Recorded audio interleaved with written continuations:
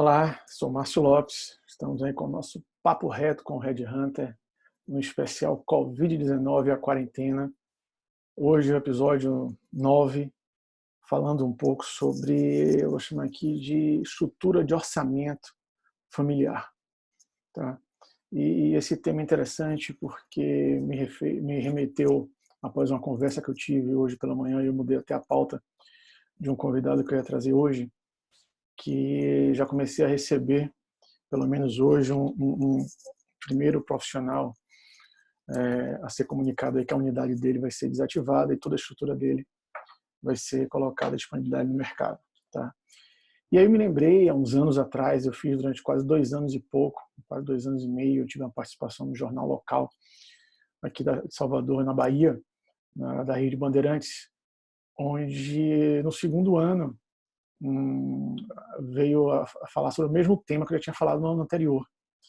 E aí fui comentar com a diretora, ela fez: Márcio, nem todo mundo viu o que você falou ano passado, nem todo mundo viu o que você falou sobre esse tema. Isso aí me chamou a atenção, porque realmente às vezes a gente pensa que está falando sempre a mesma coisa, mas aquilo é para a gente e para algumas pessoas não estão se dando conta de um elemento muito importante nesse cenário nosso aqui. Tá? Até porque, como eu já venho comentando em alguns momentos desses episódios que eu venho trazendo convidados, as empresas, sejam executivos ou sejam próprios empresários de médio porte, não desenharam nem criaram cenários. Eu sempre nas atividades, principalmente quando eu estou ali ajudando profissionais, seja através de mentoria, seja através de coaching, seja através de processo de seleção, eu sempre pergunto e sempre levanto essa questão, uma coisa que eu rebato é: quanto tempo você sobrevive se você for amanhã desligado ou se sua renda parar de uma forma abrupta? E é o que a gente está vendo hoje um pouco no nosso cenário. Tá? E aí você está vendo esses profissionais agora começando a construir esses cenários de possibilidade de diminuição, né, de receitas, diminuição de movimentação e venda, seja de produto ou de serviço. Então, eu queria trazer agora uma reflexão para você que está em casa, que está em home office, com seu sócio ou sua sócia. Você vai dizer: poxa, Márcio, mas eu não sou empresário. Mas se você tem um companheiro, uma companheira, e você tem uma relação, você tem um sócio ou uma sócia. Né? Mesmo que não haja formalidade do casamento, mas o casamento é uma sociedade, mas o fato de vocês conviverem em casal, conviverem em família, eu considero a família como, sim, uma empresa. Né? Quem tem filho, eu vou chamar de acionistas, se forem menores de idade. Se já forem maiores, podem até participar de forma um pouco mais presente na gestão dessa operação, que é a família. E é importante que nesse momento, não estou querendo isso, vou bater aqui na madeira para que longe disso aconteça, mas vamos trabalhar com uma possibilidade. Tá?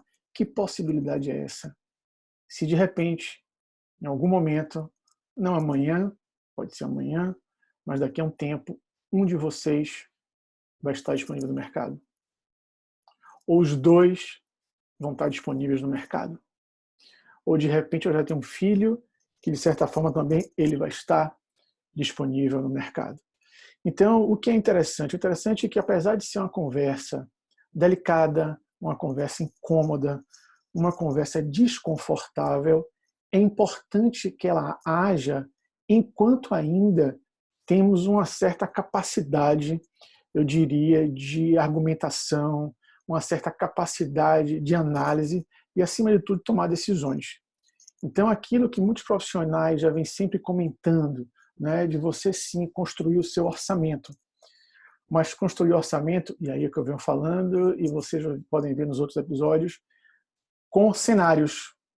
Né? Um cenário A, por exemplo, os dois estarem na minha situação atual. Um cenário B, havendo redução de 50% do rendimento. Um cenário C, havendo... Então, você crie 2, 3, não importa os cenários que sejam, e que, ao mesmo tempo, o que é importante um orçamento, não vou dar aula aqui de orçamento, mas que esse orçamento gere um fluxo de caixa. Agora, um fluxo de caixa projetado para um período maior, não um fluxo de caixa para 30 dias, mas um fluxo de caixa para 6 meses, para um ano, para 18 meses, mas que isso também não seja engessado, mas que te dê a capacidade de você argumentar, priorizar e, acima de tudo, tomar algumas decisões quando elas precisam ser tomadas. Tá? Não estou dizendo que a gente, de uma hora para outra, interrompa o consumo, até porque, em determinado momento, é fundamental que haja o consumo na economia, até para que gere de novo esses empregos, que gerem de novo essas produções e a economia volte à sua normalidade. Mas a partir do momento que você senta com seu parceiro, sua parceira, analisa alguns cenários, compactua algumas decisões, tá? Porque o que eu estou vendo aí é um corre-corre de empresas tentando, em cima da hora, de manhã para de tarde, definir o que é prioritário para ser cortado, para ser quem vai ser desligado, o que é que vai ser feito, o que vai ser negociado. Decisões tomadas de forma tempestiva e que lá na frente vão cobrar o seu preço. Então, se você está hoje aí, né, nesse corre-corre da sua organização, é importante que você também pare um tempo para organizar a sua organização familiar e pessoal.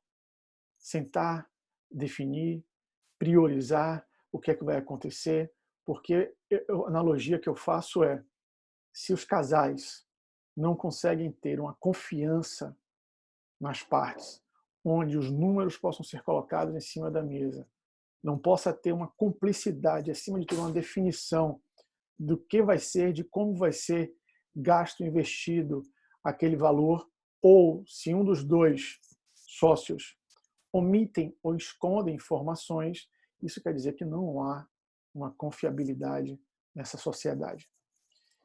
Além de termos perfis diferentes, é importante que haja essa complementariedade.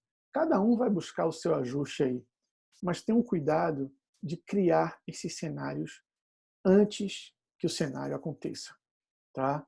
Então é vocês sentarem, levantarem esses números, essas informações, discutirem, envolver, para quem acha que já tem condição, os filhos ou quem estejam próximo àquele núcleo familiar, para definir, para decidir.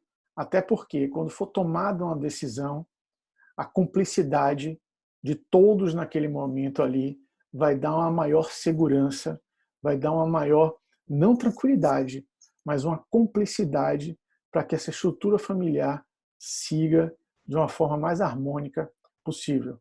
Porque o que a gente vê nas organizações, fazendo esse paralelo, quando sócios pensam de formas diferentes, têm filosofias de forma diferentes e, acima de tudo, pensam de formas diferentes com relação a recursos, principalmente os financeiros, as sociedades, em alguns momentos, vão ser abaladas, podendo ocorrer, sim, até a sua interrupção.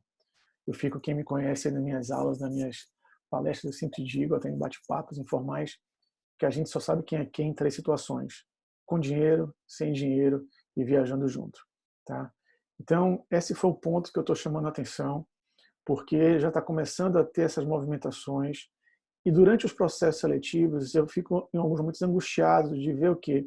Profissionais que não se prepararam, não mantiveram reservas, não buscaram fontes alternativas ou tiveram rendas recorrentes de outras formas, se estarem em algumas situações aceitando algumas remunerações ou aceitando algumas posições simplesmente para sobreviver. Tá? E o mercado vai dar uma movimentação, o mercado vai dar uma alteração e algumas coisas vão precisar ser aí ajustadas. Então, esse é o momento, tá? De criarmos antecipadamente cenários. Não vou aqui, o objetivo não é ensinar muito, mas que vocês reflitam sobre esse ponto e converse sim com o seu sócio, com a sua sócia e com seus pequenos acionistas sobre essas decisões. Fica essa nossa mensagem de hoje e aí amanhã eu já volto aí trazendo um convidado com um assunto muito interessante, vou deixar aqui um pouco no ar, até para ter a confirmação dele. Obrigado, deixo meu grande abraço aí e vamos em frente.